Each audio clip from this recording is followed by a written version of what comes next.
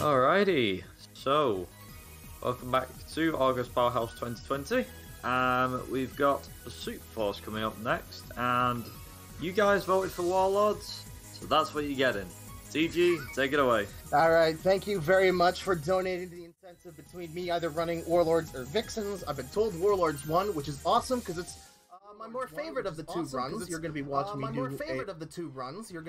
me do a more introductory category here. If you've ever played this game as a youngin on the PSP and didn't actually know that there was a speedrun for this game, Warlords takes you through all three pillars of gameplay.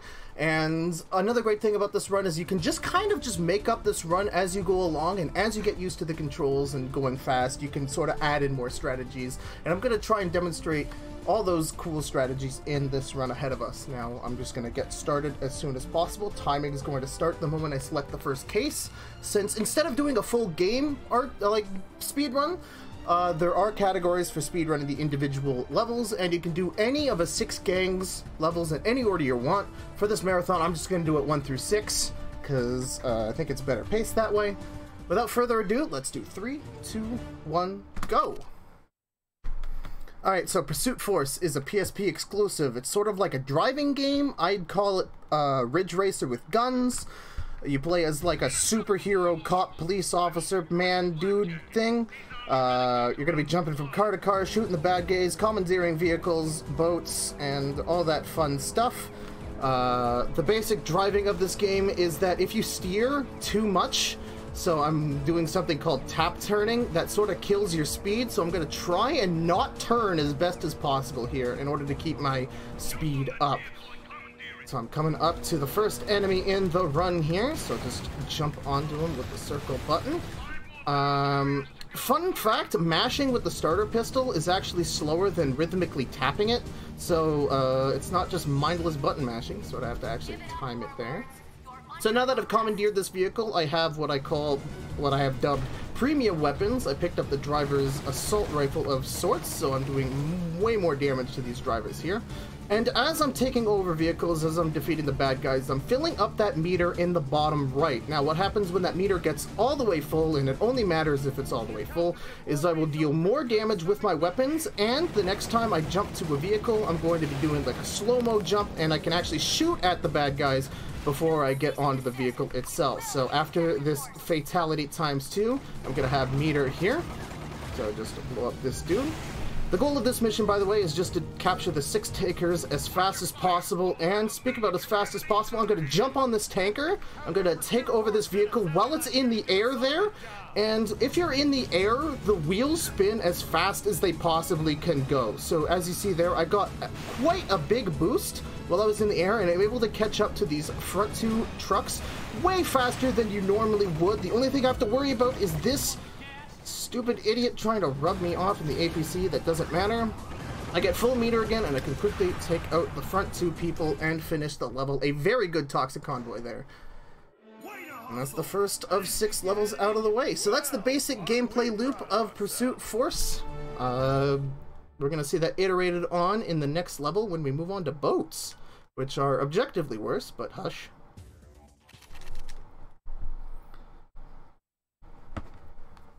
Alright, so Hardware Hijack is going to start out on a motorcycle. Thankfully, this is the only time in this run we're going to be on a motorcycle, which has the worst physics in the game. If I run into a wall bad or I hit one of these civilians in traffic, I'm going to spin out, I'm going to do a sick Tony Hawk like 720 and lose a bunch of time. So hopefully I won't do that, and I can catch up with the people I need to catch up to trouble-free. So the person's going to be coming up behind me. I'm going to stick to the left here, because if I stick too far to the right, our player character can't swivel far enough in order to shoot at them, and I kind of want this dude out of my hair before we get deep into the tunnel. Oh, jeez, I almost hit that guy. Okay, we got him before we entered the tunnel. That's awesome. Here, we're just sort of avoiding traffic, trying to take the fastest line possible. Alright, so which weapons vehicles have is not randomized, and it's determined by which vehicle is in the mission here. So this guy I'm taking over right now will get me a shotgun. This strat brought to you by twitch.tv/rocks_. I'm going to shoot this guy 4 times before jumping over, which means I can shoot 1, 2, 3, 4, switch to the starting pistol, immediately take over the driver there, and get meter back. So yeah, like I said, that meter is a huge thing to try and route throughout these missions. We want that meter as full as possible when we will need to deal damage. And I'm about to approach the second pillar of gameplay coming up here. It's an on-foot section, and I want meter for that section because that extra damage really helps speed those segments up. So being able to route how you earn meter throughout the level in order to get it as fast as possible and as cleanly as possible is another aspect to running this game. Alright, so like I said, we want to avoid turning as much as possible. Hitting walls like that does not slow us down. It's going to get pretty ridiculous later in the run. Okay. Shooting at the people as I go along. I'm going to refill my assault rifle here by arresting this guy. The time bonus is... The time saved by getting the gun is dwarfs the amount of time you spend by arresting the person. So that's pretty good. So we can just absolutely clean house there and enter the boats. Now, yet another thing to consider when speedrunning this game is when you want to jump to another vehicle and when you want to simply destroy them, because the mission objective here is that we just need to destroy these boats. We don't necessarily need to capture them. You can just fill them full of holes and sink them. So we're gonna jump to this first boat since it's not really out of our way and there's only one person in it. However, this upcoming boat likes to swerve all the... What am I doing? Likes to swerve all the way on the edge of this river, so it's actually faster to cut on the inside and catch up with the other boats in line rather than try and drive over to it. For some reason, the game's not allowing me to capture it. That's going to hurt my routing quite a bit, unfortunately. These next two boats in front of us are gonna cut this line pretty close, just like that. So we are gonna jump into them.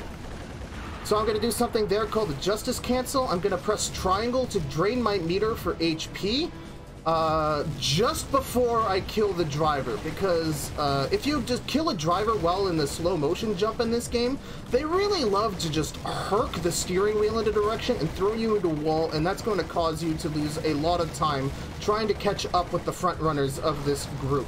So if we leave them alive with a tiny bit of HP and then cancel the slow motion effect, we can avoid slamming into a wall like that and keep pace with the front, because that is one of the best ways you can lose time in this game, is just any incident which involves you bumping into a walls and losing pace with the other people at the front of the pack. That's why I refer to this as Ridge Racer with guns, because you see a lot of similar concepts with just like sort of AIs in a line and you sort of have to pass them one at a time, only instead of just passing them, we're sort of solving crime, I guess, by shooting at them.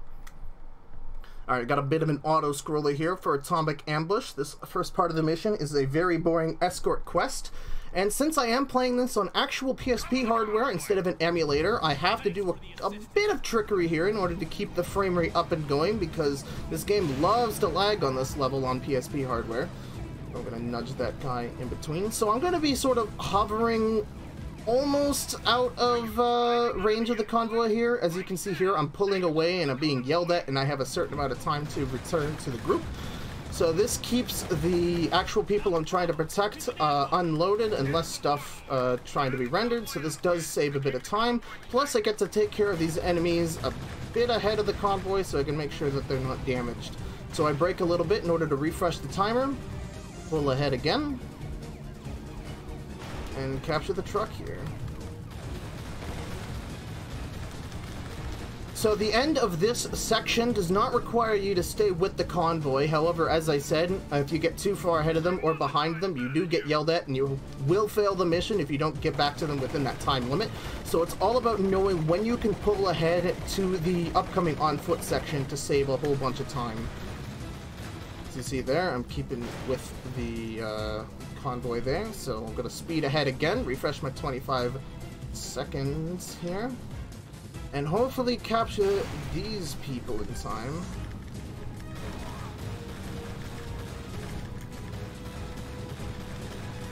Oh, there we go. So once again, don't mash there. There's sort of a rhythm to it in order to fire it as fast as you can. Refresh the timer, zoom ahead once again.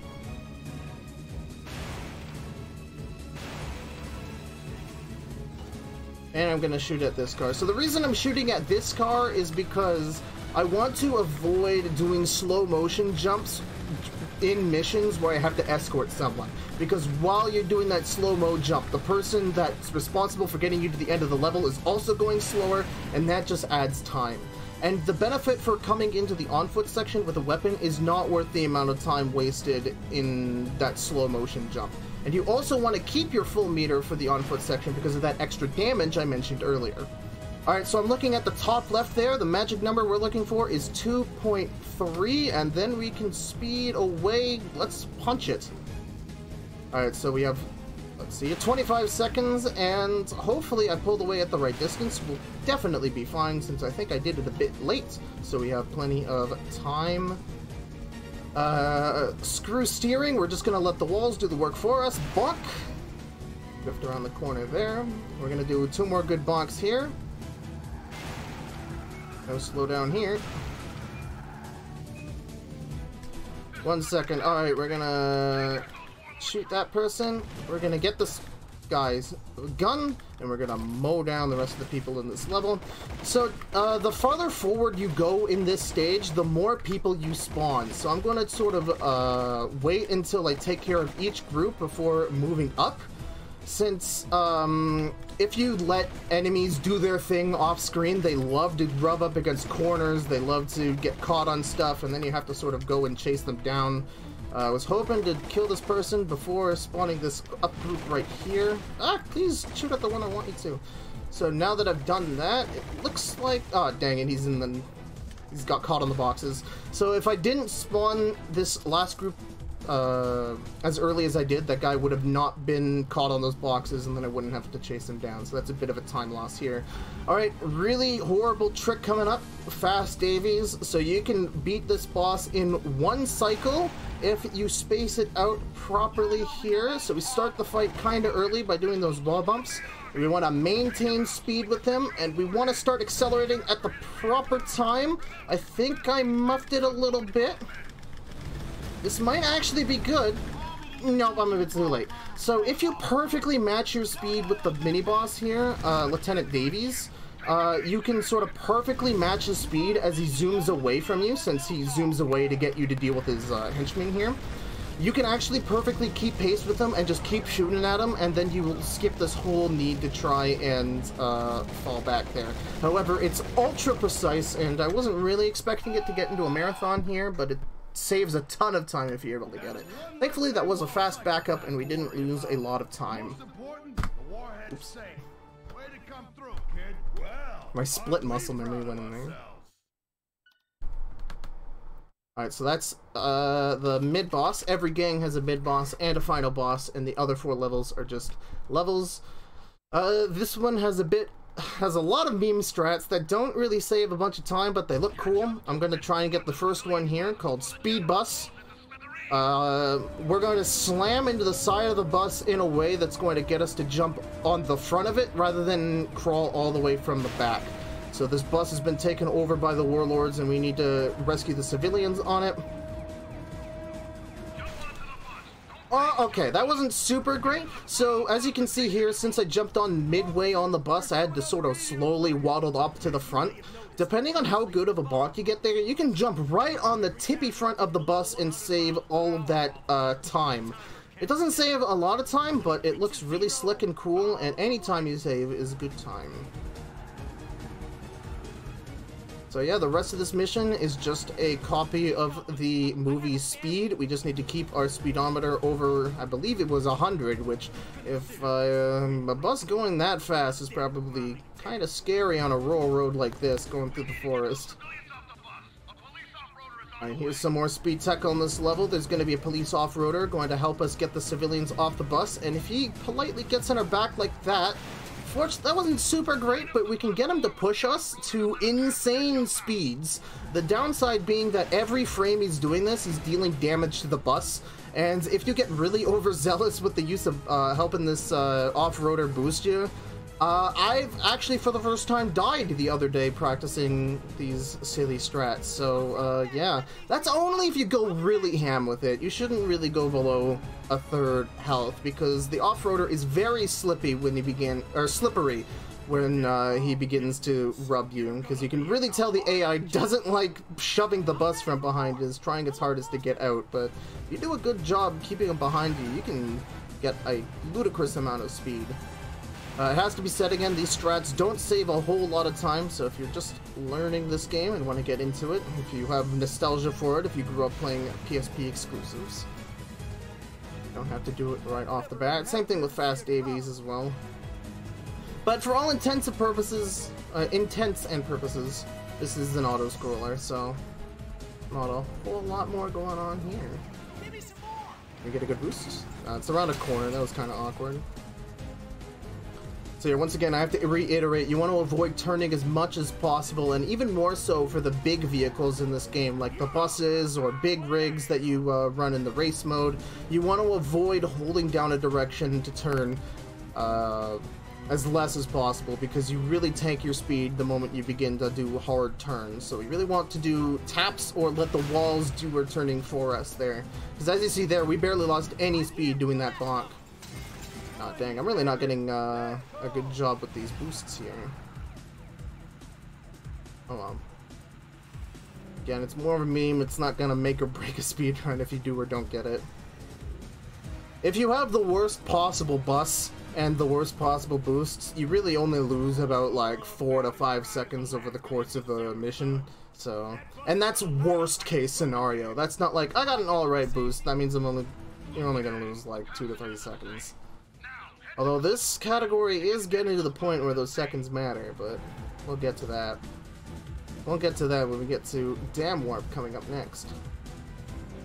So yeah, every in-engine cutscene in this game is skippable, so the moment we get to the line, we can just mash start and get this going. The general can look forward to a court-martial for this. Well, aren't we proud of Alright, coming up next is a Day of the Dam level. It's the chopper gunner section for the Warlords, and this level is quite difficult. There is a speed strat here where we gain or lose 30 seconds depending on how good your aim is. So there are 9 boats in this mission, and we want to destroy them as fast as possible. Since midway through the mission, our chopper will get shot down no matter what we do, and we will have to switch to going from boat to boat instead of have the air superiority here. So we want to take out as many boats as possible before that point. If we take out 7 out of 9 boats before that point, we will get warped all the way to the front group of boats, and we will save having to pilot ourselves all the way to that front group. So right now I'm off to an amazing start with getting Dam Warp. And I call it Dam Warp because you really do jump a really far distance if you get it correct. Alright, these boats are toast. Ah! Kind of bad aim here. So as you see here, we're 5 out of 9. It's just this group and then 2 more up ahead. If you look on the minimap there, you can see just how far ahead that first group is. So if you can imagine, if we did not get to that point in the mission in time, we would have to drive all the way up there. Please die. Okay, so now I've taken care of all of the boats except for the first 2. So when we get to this point in the mission where we have a fuel leak, quote unquote. You say that's, would you say the Dam Warp's one of the hardest things for Warlords? For Warlords, it's definitely the most time-saving strat by far. I would say that Fast Davies is way more intensive just because we understand that trick less, and it does save like 15 seconds, but it's nowhere near the 30 seconds you saved jumping onto that second last group of boats and having to drive all the way to the front. It's definitely up there with one of the make or break tricks in the run, though, for sure. Alright, General's Revenge, we got a boss fight, and this is where all we've learned about how to optimize getting meter comes into play. I'm going to be trying to get a Brute Force ×2, which is what you get when you bump into boats here. Let's see here, 1. Oh, I didn't get the second Brute Force, that's unfortunate. Don't worry though, we have technology and backups. I'm going to try and get a Brute Force here, and then get another one. There we go, Brute Force ×2, awesome. So this is not the usual way you're supposed to beat this boss. The current fastest routing I've found is to get a Brute Force ×2, commandeer the first boat, open up a couple of rounds on the General, go back to the second boat, get another Brute Force, capture that, and then you have meter to open fire. However, this was not a terrible backup since things didn't go our way, and this is actually going to be an amazing run for marathons. We had a really good Dam Warp there, as you saw, and this general fight isn't the worst thing I've seen in my life. Toxic Convoy went pretty well as well. We got that air boost. Oh, I'm going out of range! Maybe I should shut up and stop talking about how good this run was. We didn't get Fast Davies, but we also got the fast backup, so we didn't lose a whole lot of time on that. So this might be like a 1920. Oh, even better than that. And that is time. 1917. That's a very good time for a marathon. Let's go. Great job, I'm happy with that. Chiefs want to give you a medal. I guess And wow, that was just 19 minutes and 17 seconds of me just non-stop talking the whole time. That was exhausting. Yeah, GG. Yeah, there we go. And the warlords have all been defeated. All 6 of the missions were beaten in whichever order we like, and we get this celebratory cutscene of everything the warlords have ever worked towards going up in flames. So there you go. I'd love to give a lot of thanks to Powerhouse for allowing me to run this game for them for Powerhouse August. Extra Life is an excellent charity. I highly encourage all of you to hit up that donation link and chip in a few bucks for this amazing cause and charity and to support Powerhouse. Thank you, Viper, for being my host here and sort of hanging out.